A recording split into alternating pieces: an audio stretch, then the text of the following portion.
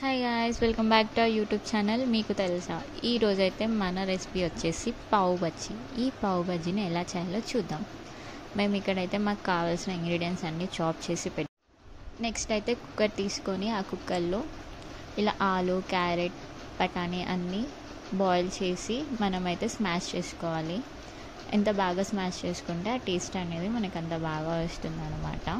తర్వాత బాండీ తీసుకొని అందులో ఆయిల్ పోసి మనం చాప్ చేసుకున్న వెజిటేబుల్స్ అన్నీ ఇందులో అయితే వేసుకోవాలి. ఇక్కడైతే మేము క్యాప్సికమ్, ఆనియన్స్, క్యాబేజీ, టమాటో ఇంకా చేతికి దొరికినవి అన్నీ మేము వేసేసామన్నమాట. అలా ఎన్ని వెజిటేబుల్స్ వేస్తే మనకి టేస్ట్ అనేది అంత బాగా వస్తుంది. ప్లస్ చాలామంది వెజిటేబుల్స్ అన్నీ తినకుండా మిస్ చేస్తూ ఉంటారు. ఇలా అయితే మనం తినేస్తామని ఈ ప్లాన్ వేసి ఇలా చేస్తున్నాం అన్నమాట.